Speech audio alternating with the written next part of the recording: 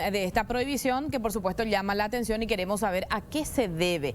En Estados Unidos, los funcionarios públicos ya no pueden utilizar la aplicación TikTok. ¿A qué se debe? ¿Cuáles son los argumentos? Estamos en comunicación con el señor Miguel Ángel Gaspar, director de Ciberseguro. ¿Cómo estás? Buen día.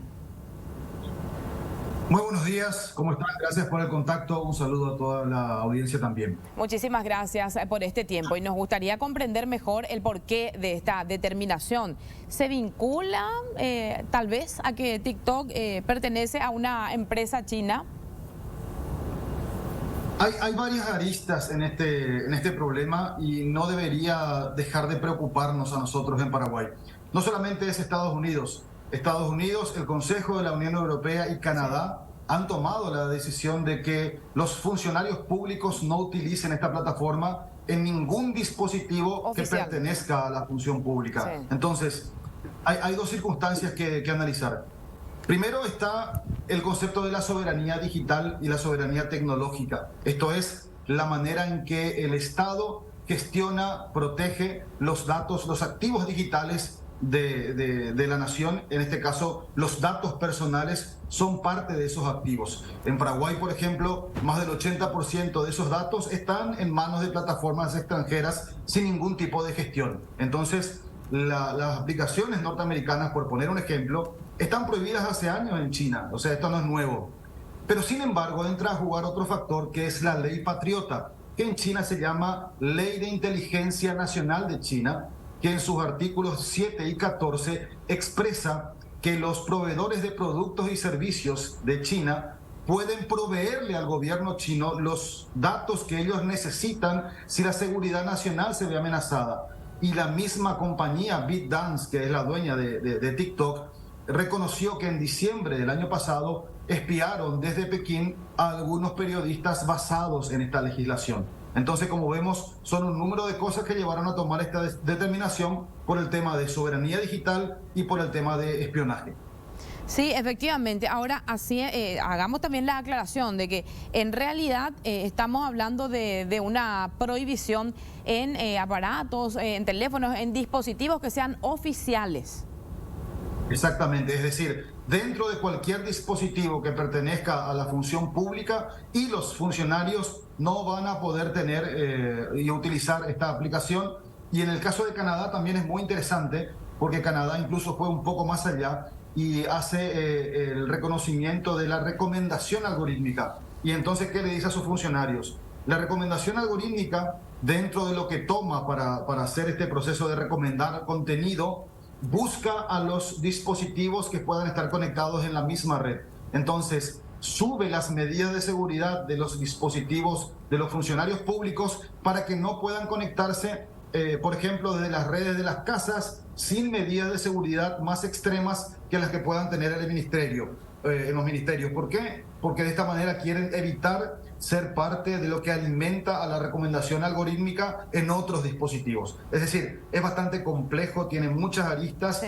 Y lo que nosotros tendríamos que ver en Paraguay y lo que nos debería importar es por qué no tenemos aún los mecanismos y los recursos para poder medir la criticidad de que en qué estado se encuentran nuestros activos digitales. Para eso tendría que servir, ¿no?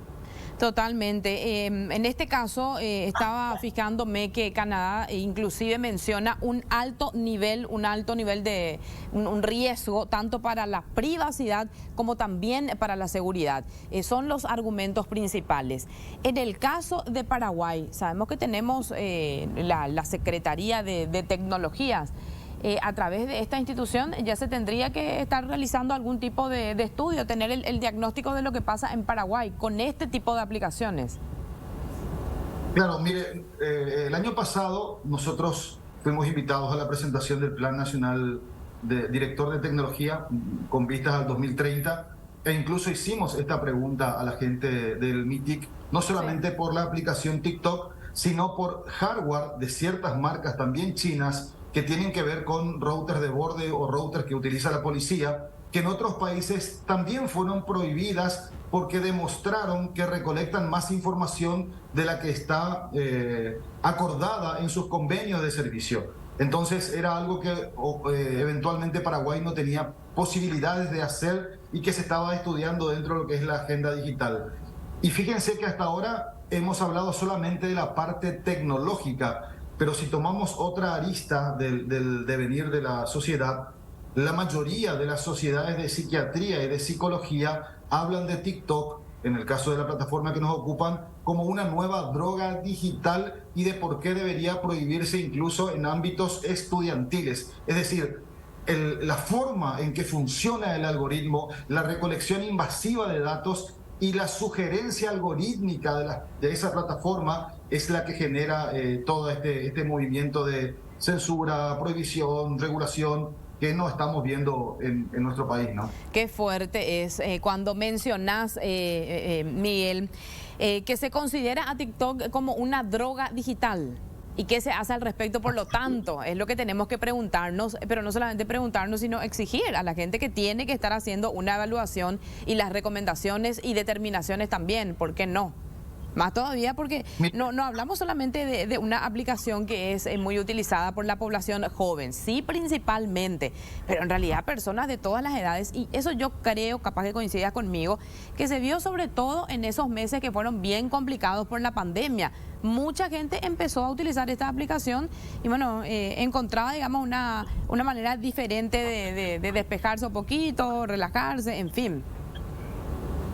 Lo que pasa es que cuando entramos al terreno de las ciberadicciones, también nos damos cuenta que como sociedad somos una sociedad que tiene una deuda muy grande con la salud mental. Totalmente de acuerdo. Estas semanas que han empezado las clases, hemos recorrido varios colegios con casos como lo que pasó en San Lorenzo, de estas amenazas de tiroteo y demás. Sí, en el colegio Luis Caminos.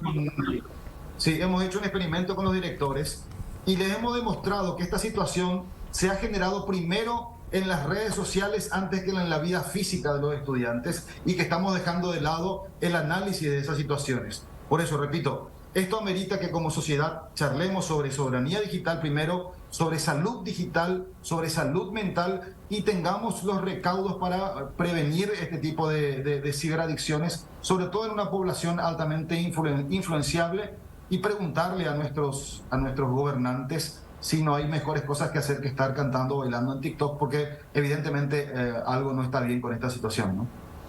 Bien, Miguel Ángel Gaspar, te agradecemos muchísimo tu tiempo. Muchísimas gracias a ustedes, que estemos bien.